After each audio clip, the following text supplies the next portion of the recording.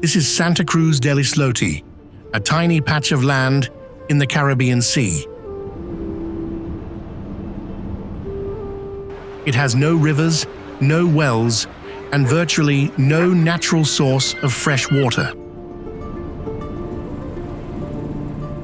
Only the size of a soccer field and completely surrounded by the sea, this island contains more than 100 homes, packed so tightly together that almost no open land remains.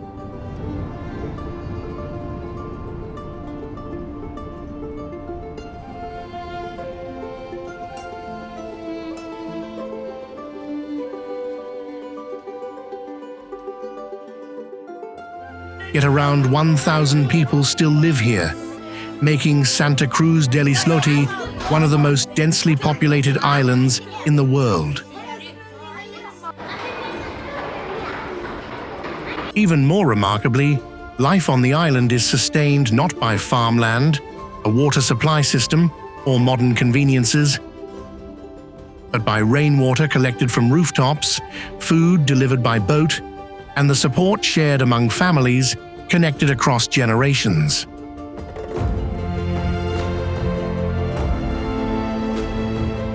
So why do 1,000 people still choose to live on an island only the size of a soccer field?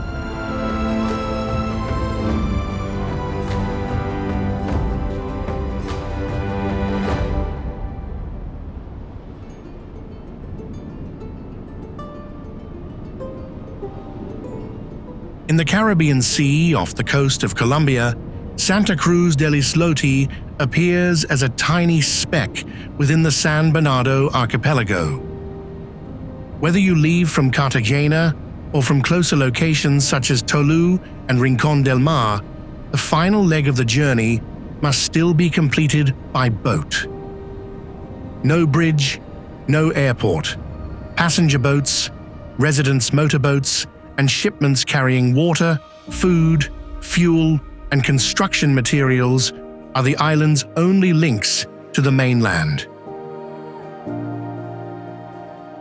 Santa Cruz covers only about 1 to 1.2 hectares, roughly the size of a soccer field. From above, the ground almost completely disappears beneath tightly packed homes, metal roofs, narrow walkways, and communal buildings. There are no forests, farms, real beaches, or much open space left for further expansion. Right next door, Mucura and Tintipan offer wide beaches, hotels, jobs, and natural space that Santa Cruz simply cannot accommodate. The island may appear isolated, but its survival depends on an entire network beyond its shoreline.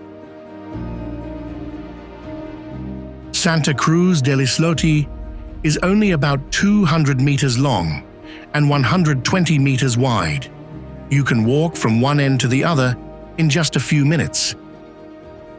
Yet right now, the story of this tiny island is being watched from places thousands of kilometers away. Before we continue, let us know which city or country you are watching from in the comments. And to understand why hundreds of people choose to live packed together on this patch of land in the middle of the sea, we have to go back to a time when Santa Cruz was not even a complete island.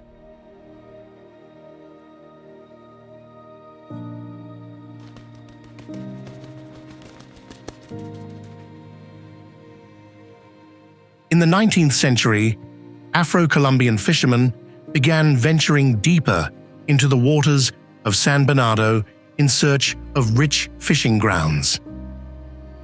Out at sea, they discovered a small coral bank. At first, it was used only as a place to rest overnight and take shelter whenever the weather changed. Staying there allowed them to remain close to the fishing grounds instead of constantly returning to the mainland. According to stories passed down through generations, this coral bank offered another unusual advantage. It had almost no mosquitoes because it lacked sandy beaches, standing water, and mangrove forests. From a temporary stopping point, the fishermen began building homes. Then their families moved in. Little by little, the shelter in the middle of the sea became a permanent community. Santa Cruz was not created through a single project.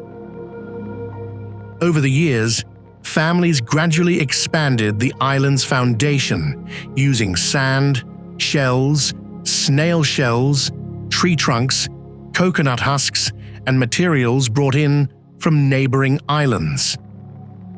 Later, some scrap materials and garbage were also used as landfill. This shows that the island's development was not always clean or guided by a clear plan. Each generation continued reinforcing the shoreline, building more homes, and filling the remaining empty spaces. One local legend says that a cross once drifted onto the island. It was placed in the small town square and later became the origin of the name Santa Cruz. That memory has been preserved through oral tradition. What can be established more clearly is that the island gradually grew with each generation of fishermen who came to live here. People could build up and expand the island's foundation, but they could not create fresh water, farmland, or unlimited space.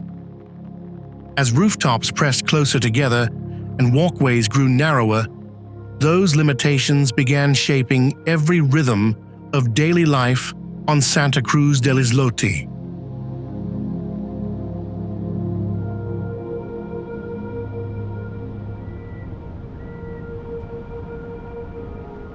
The sound of boat engines wakes Santa Cruz before the sun climbs high.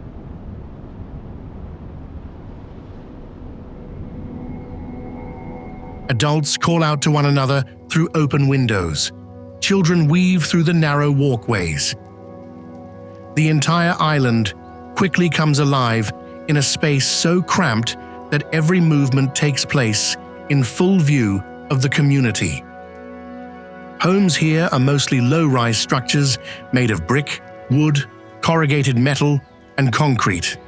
They stand so close together that one roof nearly touches the next. As a result, the boundary between private and shared space almost disappears. Front doors open directly onto the walkways. Chairs, cooking areas, and household items often spill outside. Walking past a neighbor's doorway or living area is simply a normal part of life. Santa Cruz has no cars, simply because nowhere on the island is far enough away to require one.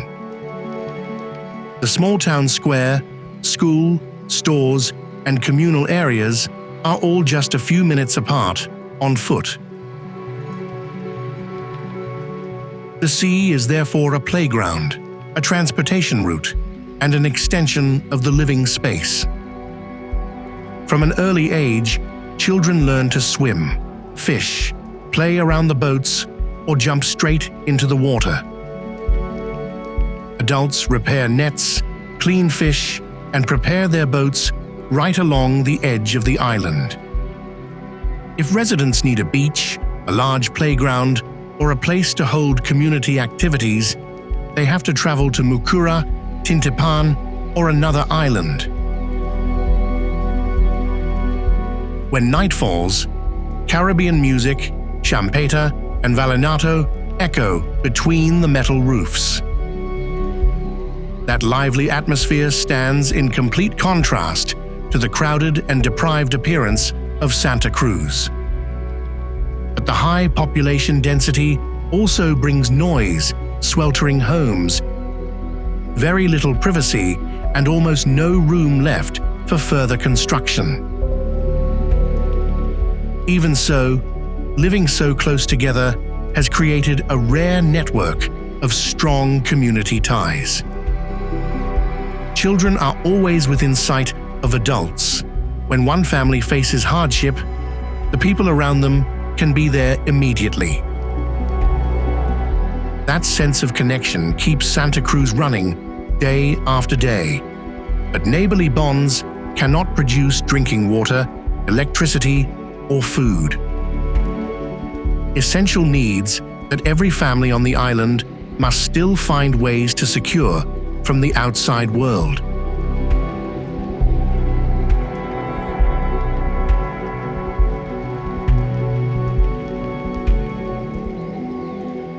Santa Cruz del Islote has no rivers, wells, or natural sources of fresh water. So where do the island's hundreds of residents get their water? Try to guess before hearing the answer. From a desalination plant, an underground water source beneath the island, or from the rooftops and boats arriving from the mainland? Leave your choice in the comments. The answer lies mainly in the final option. Whenever it rains, water flowing from the rooftops is channeled into barrels and storage tanks. Any additional drinking water and water for daily use must be brought from the mainland or delivered through aid programs.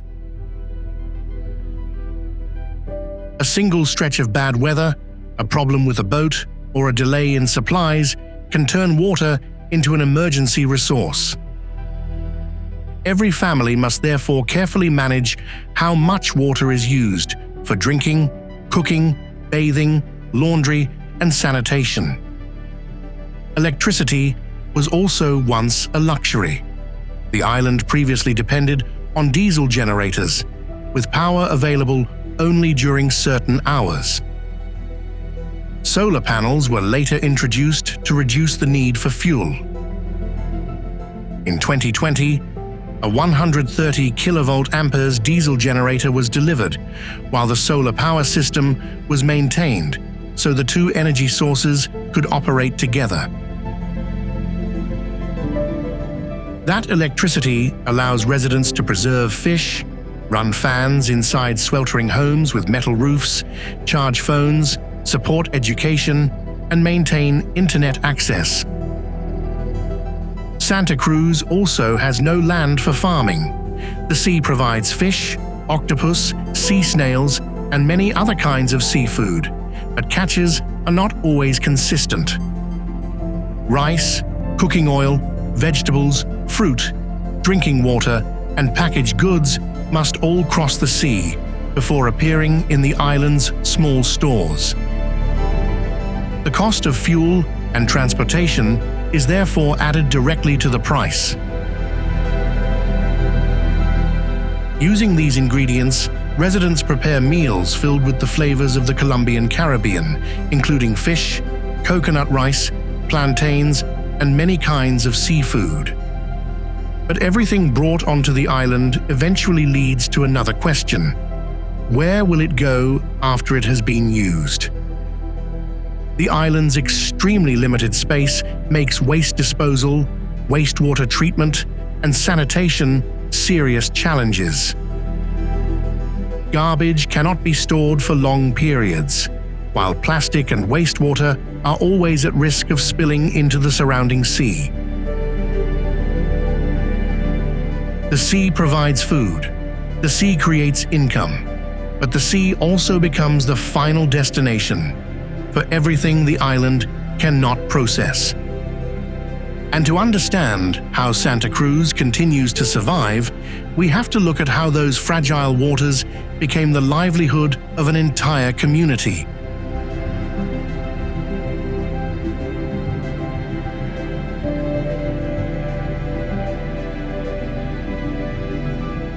For generations, the waters surrounding Santa Cruz have been the community's main workplace. Fishing first brought settlers here and remains an important part of life on the island today. Using small boats, fishermen rely on nets, fishing lines, and diving skills to catch fish, lobster, sea snails, and octopus. Children also become familiar with the water at an early age. They learn to swim, operate boats, and read the currents while they are still very young. These skills are passed down through generations because, on Santa Cruz, understanding the sea is also a means of survival. But today, fishing alone can no longer provide a livelihood for every family. Each morning, some residents leave the island to work at hotels, resorts, restaurants and kitchens on Mukura or Tintipan. Some clean rooms, some transport tourists by boat, some work as guides. At the end of the day, they return to Santa Cruz. Tourism has even turned the island's population density into a product. Visitors come to see the crowded island for themselves, join tours, buy drinks and handicrafts, or use services provided by local residents. That income creates more options beyond fishing, but at the same time, it can turn residents' private lives into a spectacle for outsiders to observe. The benefits of tourism are not always distributed equally.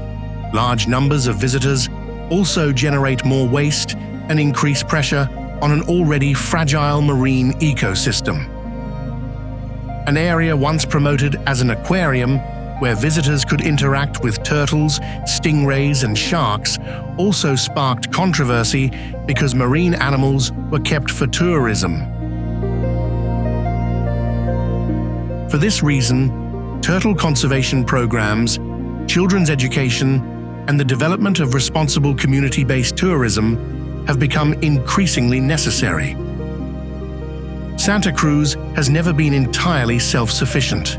Residents sustain their lives through a combination of fishing, tourism, and jobs on neighboring islands.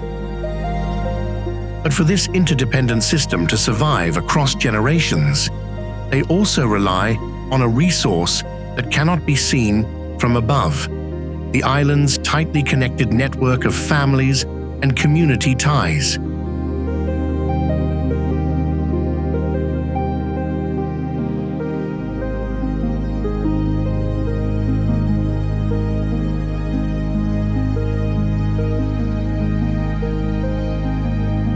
That invisible resource began with the Afro-Colombian fishing families who laid the first foundations of Santa Cruz. Over generations, bloodlines and marriage connected most residents to one another, making the island function more like one large family than a typical neighborhood. In a place that takes only a few minutes to cross, nearly everyone knows one another. Children grow up under the watch of many adults. News travels quickly, and any disagreement is difficult to hide for long. That closeness creates a form of community accountability rarely found in large cities. Santa Cruz is often described as a place with no permanent police force. But that does not mean crime or conflict is entirely absent. Order on the island is maintained mainly through family relationships, personal reputation, and community pressure. When an action can quickly reach the ears of parents, relatives, and neighbors, each person is forced to consider the consequences in a very different way. The strength of the community is most visible when a family faces hardship. Residents share food and drinking water. They care for children, repair homes, transport sick people by boat, and support the families of fishermen affected by accidents and bad weather. Island culture is also passed from one generation to the next through stories about the first settlers. Fishing skills taught by parents to their children, music, dancing, shared meals, festivals, and religious life. The high population density takes away most privacy. but in return, it creates a place where almost no one has to face a crisis alone. Even so, the strength of the community can solve only part of the problem. When children need to pursue higher levels of education or a patient needs emergency treatment, access to those services still lies across the sea.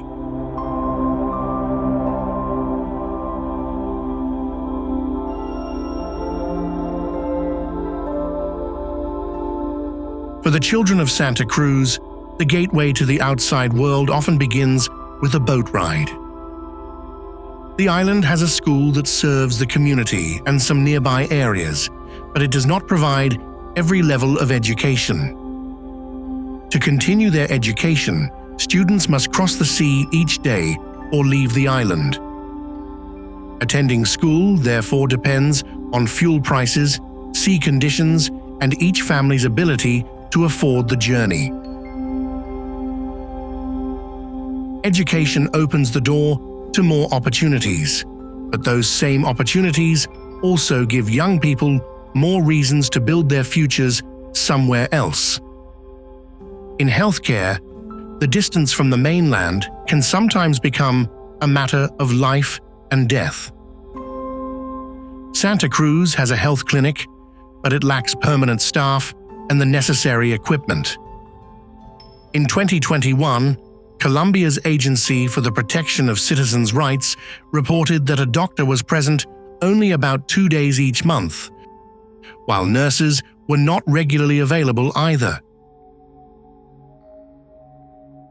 Serious cases must be transported by boat to medical facilities elsewhere.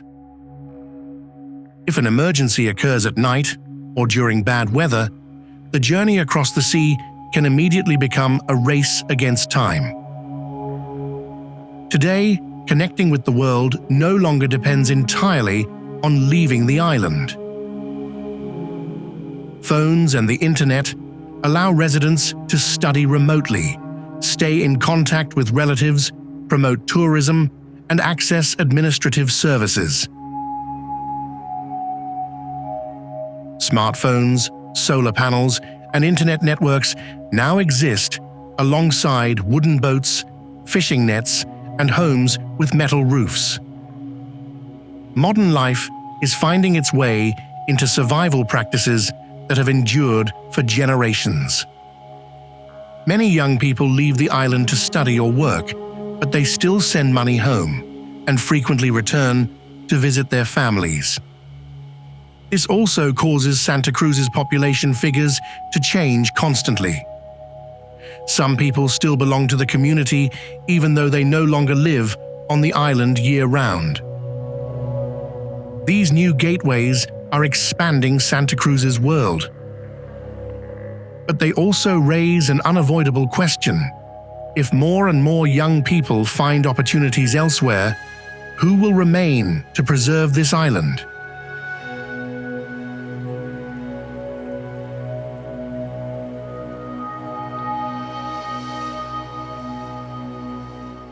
In the past, each generation could build up and expand Santa Cruz a little more.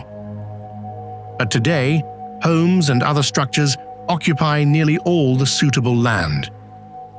Further land reclamation is no longer a simple solution. The process is expensive, risks damaging coral, is restricted by environmental protection regulations, and could create unstable ground. The boundary between homes and the sea is therefore becoming increasingly fragile. Large waves and high tides can surge directly into houses along the island's edge. In 2018, a period of powerful waves damaged several structures. In the future, rising sea levels could increase the risk of flooding, erosion, and damage to the island's foundations. On the remaining land, the extreme housing density means fire could spread quickly. At the same time, Santa Cruz lacks both an assembly area and the equipment needed to respond. Another threat is quietly accumulating beneath the surface. Garbage and wastewater are placing pressure on coral reefs, water quality, fish stocks, and public health. Rising ocean temperatures and coral decline could also destroy the habitats of many species that fishermen depend on. When overfishing is combined with poorly controlled tourism, the waters that once sustained Santa Cruz risk gradually losing their ability to recover. Social pressures are also becoming increasingly visible. Stable jobs remain limited. Young people continue to leave the island. Healthcare and education remain difficult to access. Meanwhile, food, drinking water, and many essential supplies still depend on outside sources. When all these problems converge on an island covering barely more than 1 hectare, there is almost no room for error. Even so, Santa Cruz is not standing still as these threats approach. Solar power is helping reduce the need for fuel. Waste collection programs, education for children about protecting turtles and coral, the development of community-based tourism, and cooperation with conservation agencies are opening up positive paths forward. The future of Santa Cruz has therefore not yet been fully decided. Can the community protect its way of life without destroying the very waters that keep it alive? And in the face of an uncertain future, what still makes so many families choose to stay?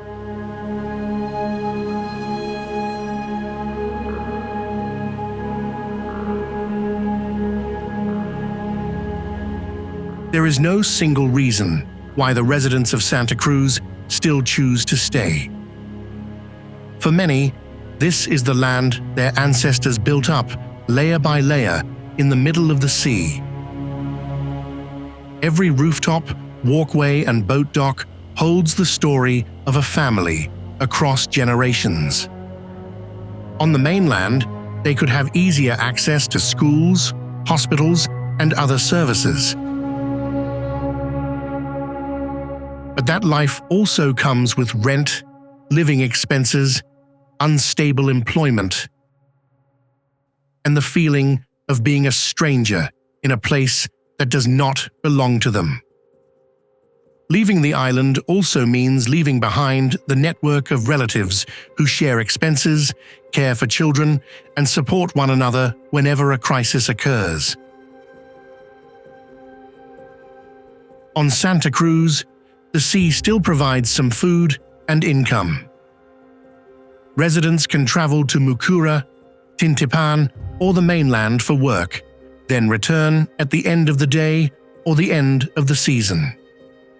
Opportunities may exist elsewhere, but Santa Cruz remains the place they return to. The residents therefore do not see the island's crowded conditions the same way visitors do when looking down from above.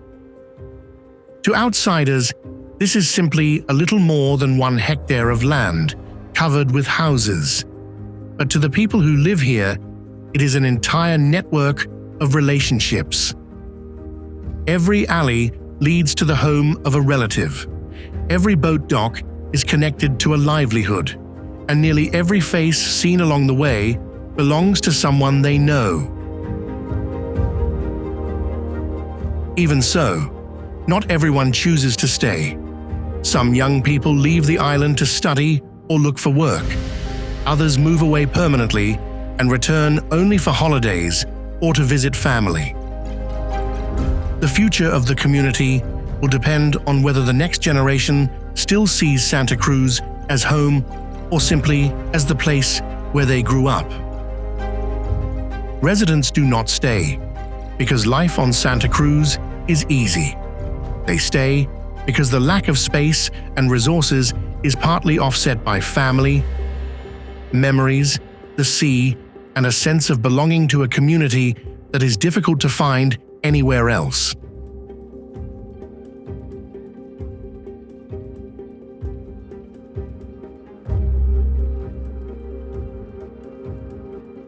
Santa Cruz del Islote has virtually no resources, natural sources of fresh water, or space for further expansion.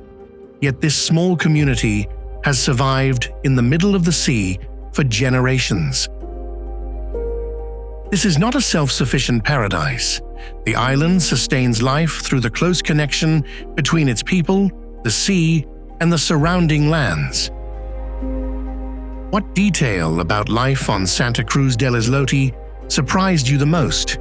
If you had to give up running water, personal space, and access to healthcare to live in a close-knit community like this, would you be willing to do it? Share your answer in the comments. Do not forget to like, subscribe, and turn on notifications to continue joining us on the journeys ahead. See you next time.